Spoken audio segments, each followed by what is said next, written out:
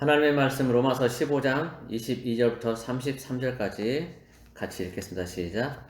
그러므로 또한 내가 너희에게 가려 하던 것이 여러 번 막혔더니 이제는 이 지방에 일할 곳이 없고 또 여러 해 전부터 언제든지 서바나로 갈 때 너희에게 가기를 바라고 있었으니 이는 지나가는 길에 너희를 보고 먼저 너희와 사귐으로 얼마간 기쁨을 가진 후에 너희가 그리로 보내주기를 바랍니다.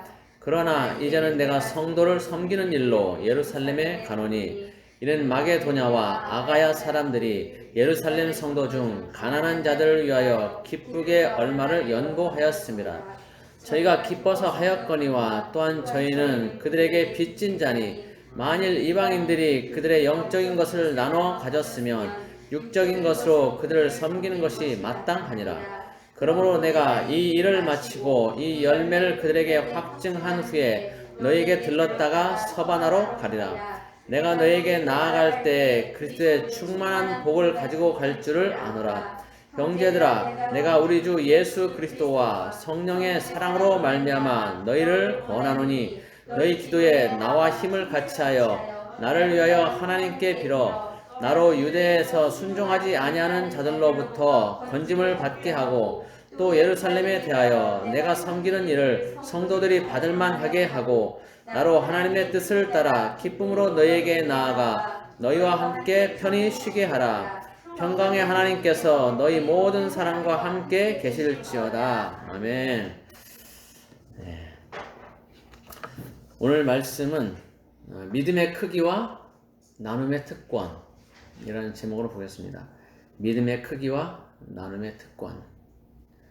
예, 뭐 제목 들으면 설교 반전은 끝난 거죠. 자, 오늘 본문에서 사도 바울은 로마에 있는 성도들에게 가려고 했지만 여러 번 막혀서 못 갔다라고 그렇게 말하고 있습니다. 바울은 로마에 있는 성도들을 만나보고 싶어 했고 또 사귐을 가지고 기쁨을 같이 나누길 원했습니다. 근데 바울이 로마서를 쓸 당시에 바울은 고린도에 머물러 있었습니다. 그 당시 교통수단으로는 고린도에서 로마까지 거의 약 1200km가 되는데 그 거리를 가는 것은 쉬운 일이 아니었습니다. 지금처럼 뭐 비행기가 있는 것도 아니고 자가용이 있는 것도 아니고 그렇기 때문에 걸어서 짐승을 타고 가든지 아니면 배로 가든지 해야 되는데 1200km의 거리는 상당히 되죠. 우리 전주에서 여기에서 서울까지 가는데 거의 한 195km 되거든요. 시간은 한 2시간 반 정도 걸리는데 1200km면 뭐 우리 200km 잡더라도 6배의 거리를 가는 거죠. 자, 더군다나 오늘 본문에서 바울은 예루살렘을 들러서 로마로 가는 계획을 세웠습니다. 그러니까 예루살렘을 들러 로마까지 가는 것은 더더욱 쉬운 일이 아니었죠. 고린도에서 예루살렘까지 배로 약 1300km의 거리입니다. 그리고 예루살렘에서 로마까지 2400km의 거리입니다. 그러면 합하면 3700km 되죠? 네. 그 거리를 가야 되는 거예요. 지금 교통수단이 발달했어도 이 거리를 가려면 상당한 시간이 걸리는데 그 당시에는 굉장히 아주 큰 맘 먹지 않으면 갈 수 없는 그런 거죠. 그런 걸 보면 사도 바울은 굉장히 열정이 있었고 또 고생도 많이 한 거예요. 복음 전하느라. 자, 그리고 사도 바울이 그렇게 멀리까지 이제 복음을 전하고 다니기를 원하고 또 그렇게 다녔는데 이 거리도 거리지만 로마로 가는 데에는 신변상의 위험 그리고 교통의 위험, 배 파손할 수 있거든요. 그리고 경제적인 어려움, 비용이 많이 소요가 되죠. 그런 것들이 있는 겁니다. 그래서 어쨌든 한번 로마에 가기가 결코 쉬운 일은 아니었습니다. 그러나 우리가 성경을 보면 사도행전이나 기타 다른 것들 보면 결국은 로마에 갑니다. 사도 바울이 로마에 가는데 어떻게 가냐?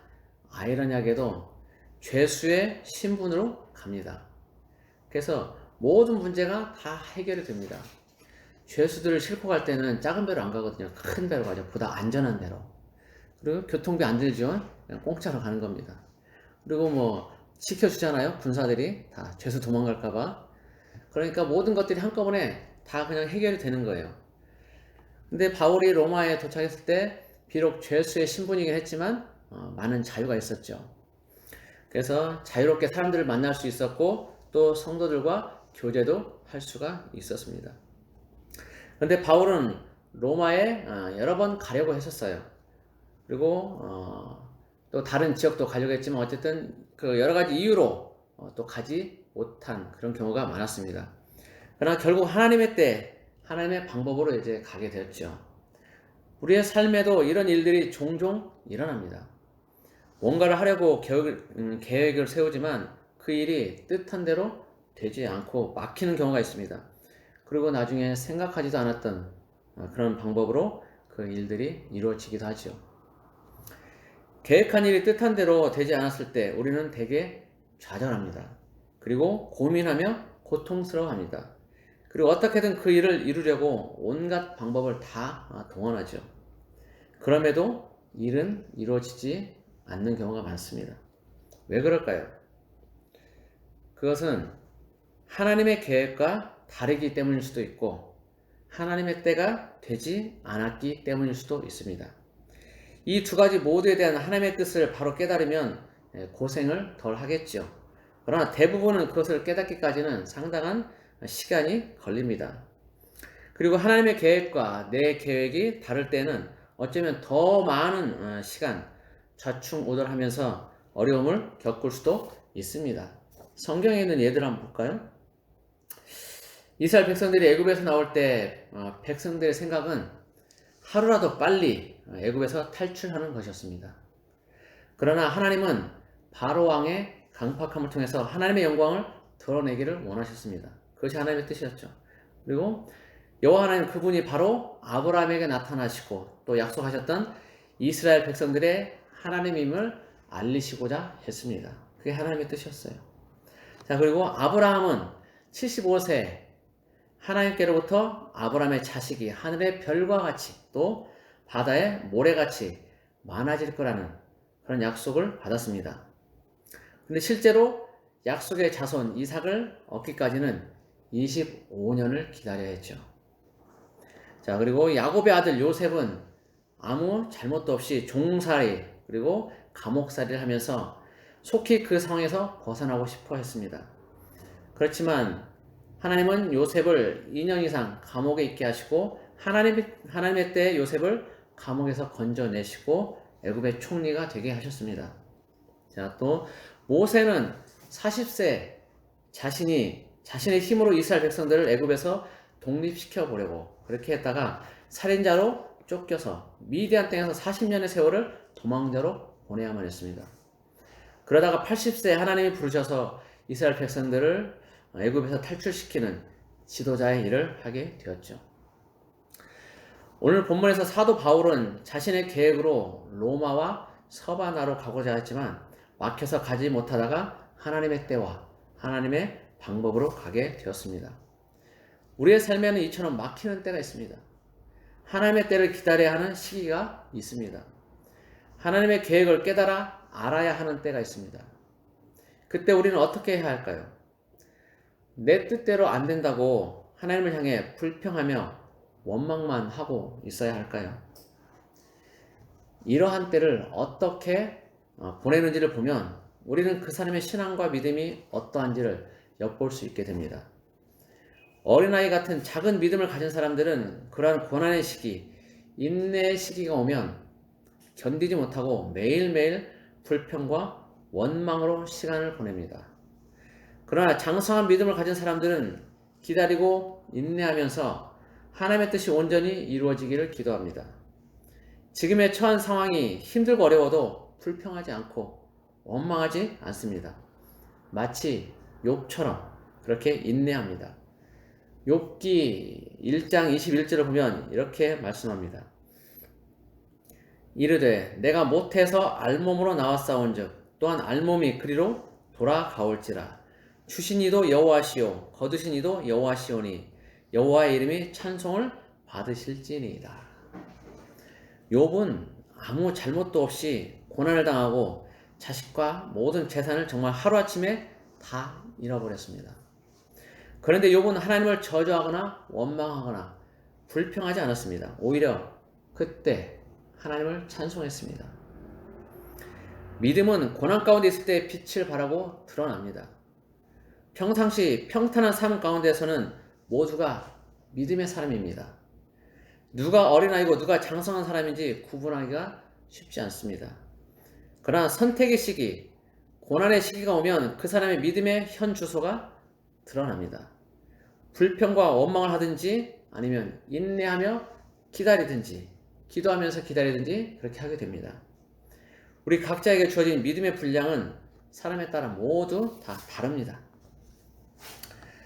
어떤 사람은 큰 바다 같은 그런 믿음을 가지고 있고 어떤 사람은 겨우 한 모금 목을 축일 수 있는 물을 담을 수 있는 크기의 그릇 같은 그런 믿음을 가진 사람도 있습니다. 큰 믿음을 가진 사람은 자신의 믿음을 자랑하지 않고 겸손하게 처신할 것입니다. 그러나 작은 믿음을 가진 사람은 자신이 작은 믿음을 가지고 있는지조차 모르기도 합니다. 그래서 누군가로부터 자신의 믿음이 작다는 소리를 듣게 되면 자신을 돌아보며 큰 믿음을 가지려고 노력하기보다는 그저 기분 나빠하며 왜 자기의 믿음이 작냐며 따지기도 합니다. 그리고 작은 믿음을 가진 사람은 수시로 그 믿음이 바뀝니다.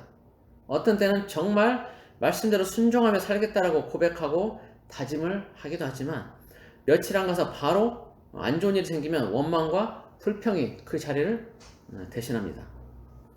그리고 이런 일들이 계속 반복이 되죠. 마치 이스라엘 백성들과 같습니다. 그리고 제 모습이기도 하고요. 이스라엘 백성들은 애굽에서 하나님이 내리시는 10가지 재앙을 보며 하나님이 그들을 지키신다는 것을 피부로 느꼈습니다. 그리고 홍해 바다를 건너면서도 하나님이 역사하시는 것을 직접 눈으로 보았습니다. 그리고 하나님을 찬송하기까지 했습니다. 그런데 그런 것을 체험하고 광야길을 가는 동안 물이 없다고 하나님과 모세를 원망하고 먹을 것이 없다고 또 원망합니다. 그러면서 자기들이 애굽에 있을 때가 좋았다라고 그렇게 말을 합니다. 애굽에 있을 때는 먹을 것도 실컷 먹고 하고 싶은 대로 하고 살았다라고 그렇게 말합니다. 애굽에 있을 때가 좋았다라고 그렇게 말합니다. 정말 그랬을까요? 정말 애굽에 살았을 때가 좋았을까요? 아니죠. 아니에요. 그들의 말이 사실이 아니라는 것은 우리 모두가 이미 알고 있습니다. 그들은 애굽 사람들이 애굽 왕이 시키는 고된 노역으로 말미암아서 하나님께 부르짖었습니다. 애굽에 머무는 것이 너무나 힘들고 고통스러워서 하나님을 찾고 부르짖었던 겁니다. 그래서 하나님은 아브라함에게 약속하셨던 그 약속을 기억하고 이스라엘 백성들을 애굽에서 건져내어 가나안 땅으로 인도하려 하신 겁니다.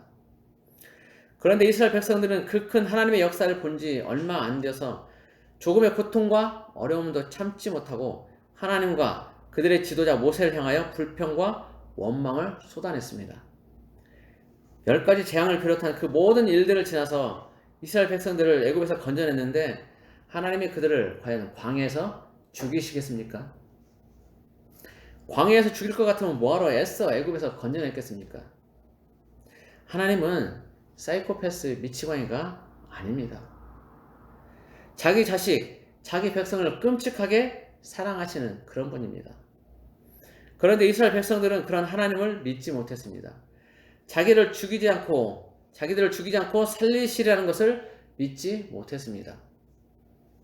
계속 불평, 불만만 한 거죠. 그래서 믿음이 작은 겁니다. 아주 변덕스러운 믿음을 가지고 있는 것입니다. 만약 하나님이 물과 먹을 것을 안 주셔서 죽게 생겼다면 차라리 원망하지 말고 그냥 죽음을 각오하고 하나님의 뜻대로 하시라고 맡겼어야 했습니다. 에스더처럼 죽으면 죽으리라 라는 믿음으로 하나님 앞에 맡겨야 합니다. 물론 상식적으로 또 인간적으로 생각할 때 이스라엘 백성들의 입장도 이해는 갑니다. 광야길을 가는 동안에 물이 없고 먹을 양식이 없으면 그것을 어떻게 견디겠습니까? 갈증나고 배고픈 것을 어떻게 참겠습니까?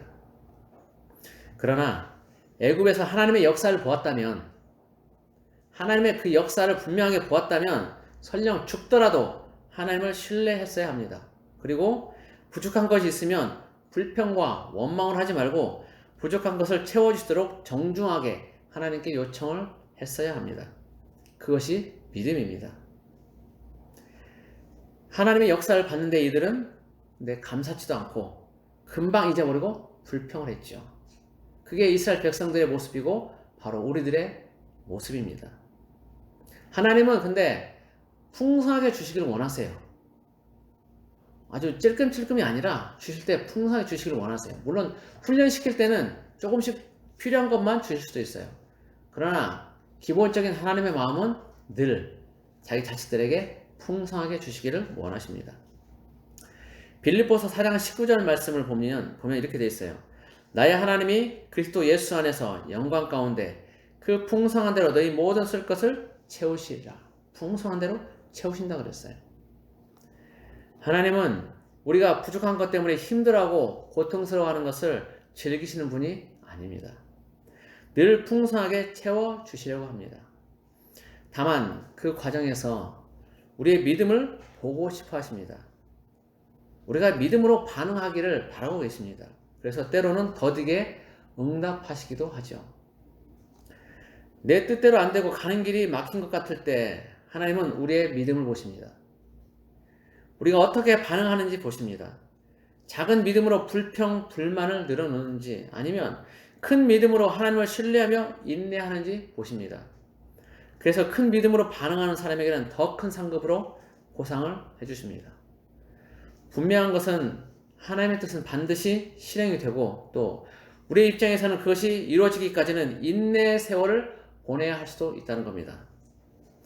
사도 바울도 로마와 서바나로 가고자 했지만 그 길이 막혀서 인내하며 기다려야만 했습니다. 그런데 그 기다림 속에서 바울은 좌절하거나 원망, 불평하지 않고 현재 일에 성실히 임했습니다.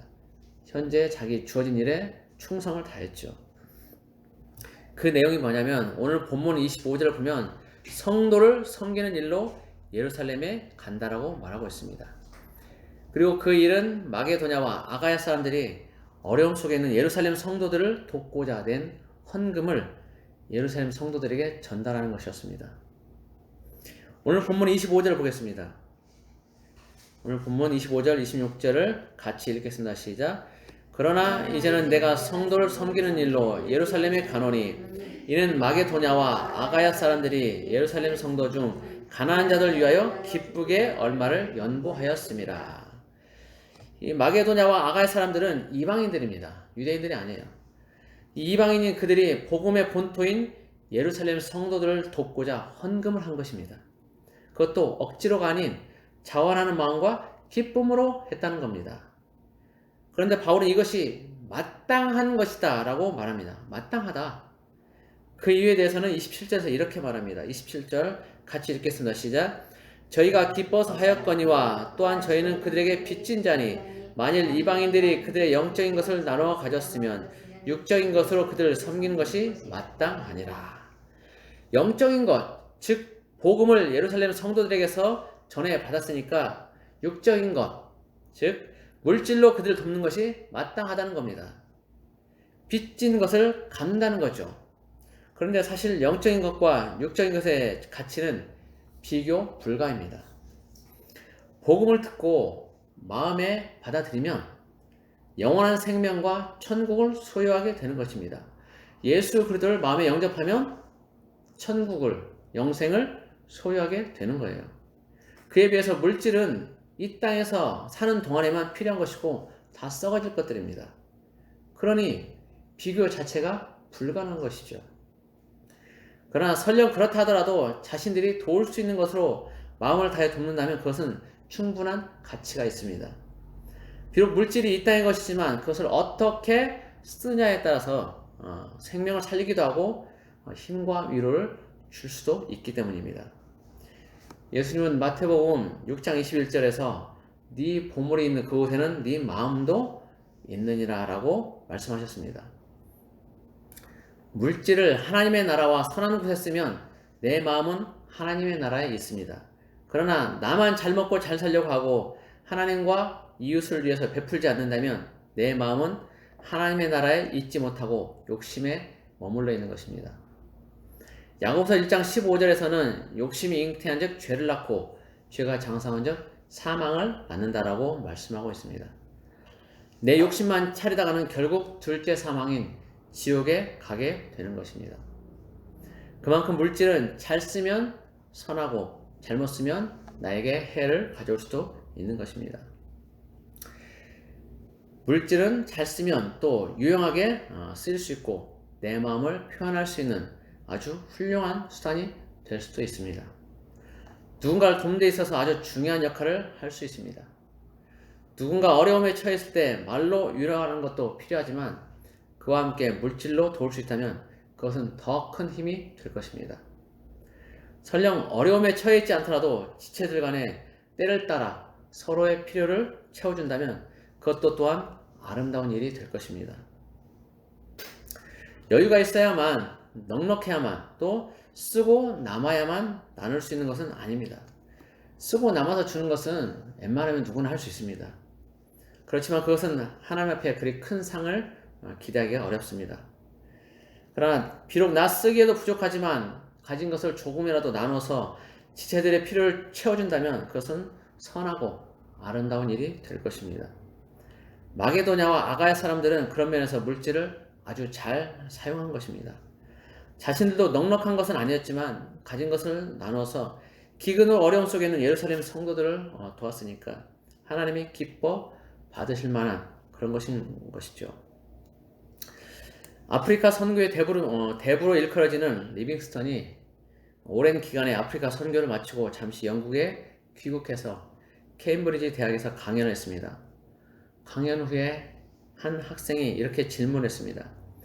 아프리카 선교를 위해서 어떻게 당신의 일생을 희생할 수가 있었습니까? 그 비결이 무엇입니까? 라고 물었습니다. 그러자 리빙스턴은 이렇게 말했습니다. 나는 한 번도 나의 사역을 희생이라고 생각해 본 적이 없습니다. 나의 사역은 희생이 아니라 특권입니다. 리빙스턴이 자신의 전도 사역을 특권이라고 말한 것처럼 우리가 어려운 이웃과 다른 지체들의 필요를 채워주는 것도 특권이라고 말할 수 있을 것입니다. 부디 우리가 누릴 수 있는 특권을 잘 행사해서 하나님 앞에 아름다운 제사를 올려드리고 또한 우리의 계획이 막히고 어려움 가운데 있을 때 선하게 이끌어주실 하나님을 끝까지 신뢰하며 나아가는 우리 모두가 되기를 예수 그리스도의 이름으로 축복합니다. 기도하겠습니다. 고마우신 하나님 아버지, 우리가 계획한 것들을 이루고자 합니다. 그러나 하나님의 뜻에 그것이 합당하지 않을 때, 또 하나님의 시간표에 있지 않을 때 우리는 더 많은 것들 인내하며 기다려야 할 수도 있습니다. 그러나 하나님, 우리가 믿음을 가지고 나아가기 원합니다. 하나님을 온전히 신뢰하며 이 천지 만물을 만드시고 우리를 또한 주관하시며 우리의 생사화복까지 다 주관하신 그 하나님을 우리가 신뢰한다면 그 하나님을 믿고 우리가 나아가길 원합니다. 우리의 계획이 지금 바로 실행이 되지 않더라도, 이루어지지 않더라도 하나님은 반드시 나를 지켜보고 계시고 나를 사랑하시고 나를 이끌어 주신다는 것을, 선한 길로 가도록 도우신다는 것을 우리가 믿고 나아가길 원합니다. 하나님, 우리의 마음이 온전히 주님 향하게 하시고 우리 중심에 예수 그리스도가 온전히 심겨지게 하여 주옵소서. 그래서 큰 바다 같은 믿음을 우리가 소유할 수 있게 도와주시옵소서. 그리고 우리 주변 지체들 위해서 우리가 가진 것들을 나누고 그렇게 해서 주님 앞에 기쁨으로 올려드리기를 원합니다. 하나님, 서로 사랑으로 함께 나누는 우리 지체 될 수 있도록 도와주옵소서. 오늘 또 인도하신 주님께 감사와 찬송을 올려드립니다. 감사하며 예수 그리스도의 이름으로 기도드립니다. 아멘.